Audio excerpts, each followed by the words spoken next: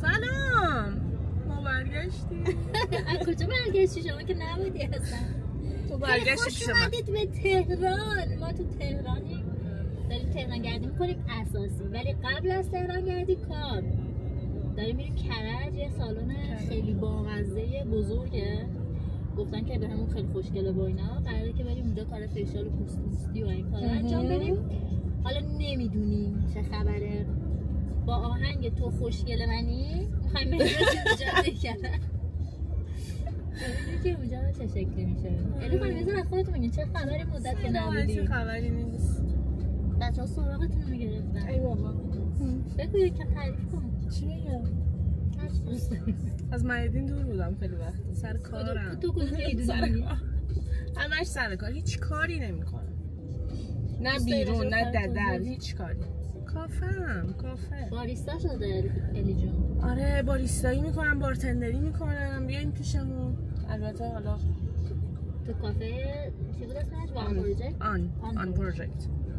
حتما بیاید سری بزنید. خوبم ترافیکه.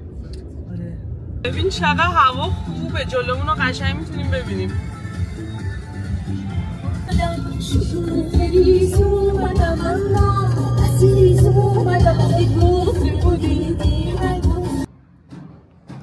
آقا خیلی زیباست اینجا. خوشمون آمد. آقا یادتونه گفتم مهیا همیشه از من سوء استفاده میکنه. الانم داره ازم سوء استفاده میکنه. حوصله‌ام سر رفته نمیاد بیرون. با بیلبیلک شرم از خودم فیلم میگیرم. آقا مهیا بالاخره اومد. سوار ماشین شدیم بریم یه چیزی بخوریم. گشنه تشنه منو گذاشته اونجا. خب چیکار کنم؟ من نمی‌دونم فقط تو این کسی به پوست و صورتت چی کار داری میکنی؟ مگه اینا ترکیه نیست؟ خیلی راضی بودن. خب خانم راضیه. از اینکه منو کاشتی؟ نه از اون راستش عذاب وجدان داشتم. بعد خوشحال اومده بیرون دیتاکسش هم گرفته دستش. غذا نمیده بهم بخورم. بریم غذا نمیتونیم تصمیم بگیریم بین کلو کباب ناز، کره بزنی رو پلو، سماق گوجه رو لف کنی لاش. وای چه باورتون میشه با این هیکل راجع به کباب و سماق و برنج. یکی برگرای خیلی خوشمزه که اینجا هست، سوشی، جیگرکی که شب میریم. خب فویس چمن با ما هست. من نمیتونم انتخاب کنم الهه. من واقعا نمیتونم انتخاب کنم. من وقت میکنم همه اینا رو بخورم تا روزی که هست میمیرم اگه اینا رو نخورم. چی بخوریم؟ گوشت چی بریم الان؟ با ما هست بریم یا بریم استیک چیه بابا؟ استیک دوست دارم ولی استیک خاطر انگیزی تو آها مثلا آنتروکوت رو دوست دارم بریم ولی مرکز شهر بریم. خوشگل منی بنده جون منی. آقا ما از گشنگی و ترافیک نجات پیدا کردیم، رفتیم با ماهاست ساندویچ خوشمزه خوردیم، بعد رفتیم خونه ما استراحت کردیم، چای میوه اینا، اومدیم کافه که دروغ میگه یه چایی ده. تو نارنگی نخوردی؟ تو خوشگله. کافه که الهه توش باریستای کار میکنه و مریم خانم رو داریم اینجا. سلام خواهر خوشگل من. خواهر عروس. کافه لاینام خیلی خوشگله. بس نشونت بدم. احتمالا دیدین توی اینستاگرام جدیدن خیلی ترند شده. این مالی کیه؟ آن پروژکت.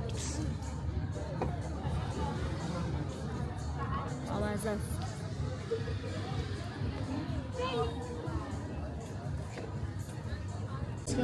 دوغوباک شاهنظری واه خوشحالیه؟ خیلی رامتی خونه خریده 250 متر. خیلی مبارک. فرید افشار. بیا برای ویدیو فیلم بگیم دیگه. نه بالاتر. رامتی بالاخره مامان بابا جدا میشی و تو خونه خود مستقل. همونی که اگه اومده بودی تو نتورک کم پولدار شده بودیم. الهه چه طعمه اشتباهی رو پیدا کردی. در ادامه ولاگ تهران ما داریم میریم رشت. با کی؟ با دوستای قدیمی زیاد، بچه‌های دوران لیسانس هم این موقع ها که با هم دیگه دوست شده بودیم.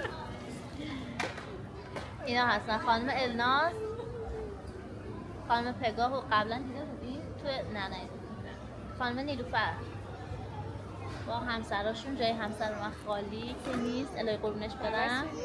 حالا الان تو راه کجای من چیز مهتاب مجتمع مهتاب اومدیم جیش نماز، بعد دیگه ادامه راهو براتون میگیرم بریم ببینیم که چه خبره. آها اینو بهتون میگم، من یه دوستی دارم یعنی با همین بچه‌ها یه دوستی داریم اسمش توره است. توره دبی زندگی میکنه، بعد یه نینی کوچولو داره، کوچولو که 1 سال و نیمشه. بعد از وقتی که به دنیا اومده رایان من ندیدمش، یعنی اصلا وقت نشد، یعنی فرصتش پیش نیومد که مثلا من برم دبی ببینمش و اینا. به خاطر همین الان طور رشت داریم میریم رشت که رایان رو ببینیم و یکم با خود توره باشیم و اینا. چند ساله من ندیدمش. از مجموعه ویدیوهای چوسی مهیار یه تیکه آتیش بدون کتری رو برده هی چوسی از بقیه چهاش نمیشد شبیه 1.500 پول داده داره از 60 میلیارد محتوا تولید میکنه توی این خدا شبیه 1.5 داده از 6 میلیارد چوسی شده.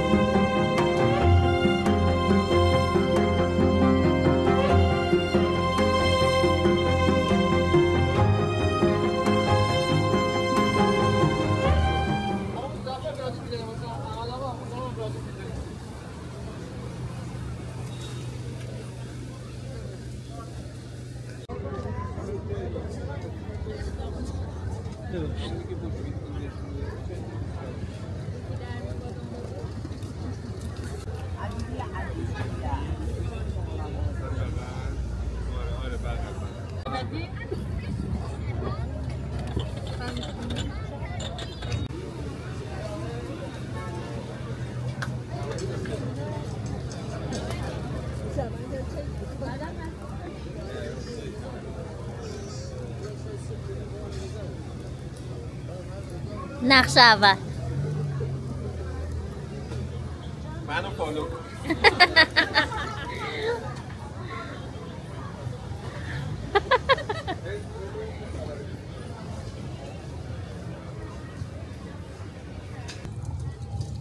خاله پرسا سلام خاله.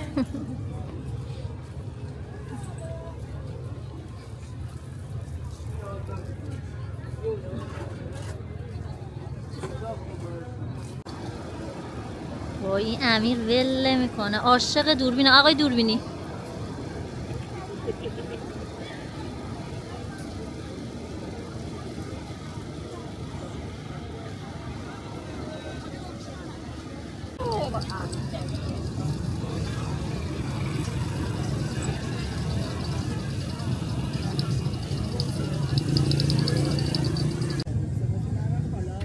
فیلم بردار مجالس باشه. چوسی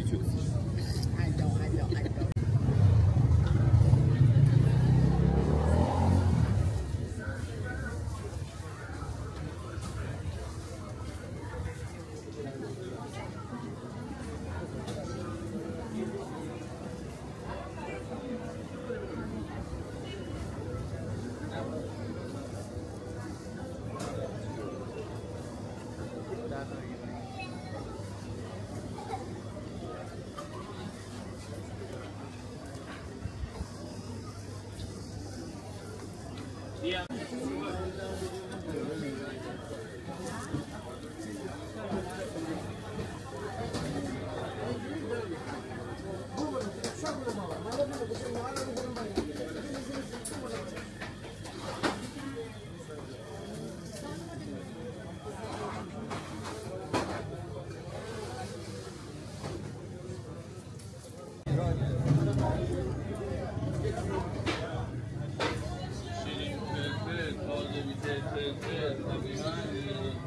نازو زنده مای سفید 200 تومن 200 تومن نازو زنده. خیلی ممنون.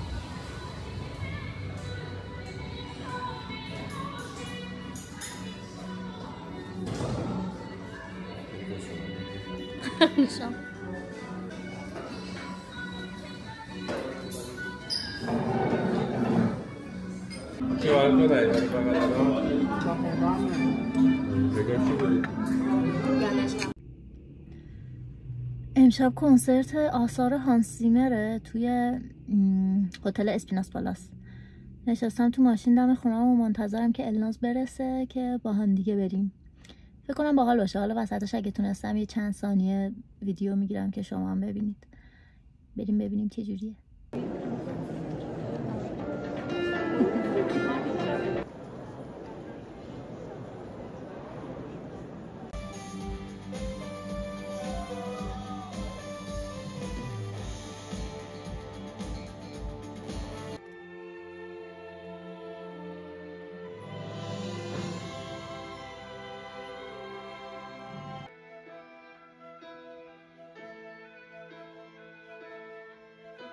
این سفر ایرانم تموم شد. همیشه برگشتن از ایران برام خیلی خیلی سخته. هیچ وقت از شدت سختش کم نمیشه. این دفعه هم همینطور بود واقعا. کلی تنهایی تو فرودگاه گریه کردم. دلم موند پیش مامان نبینا، پیش خونم، پیش دوستان.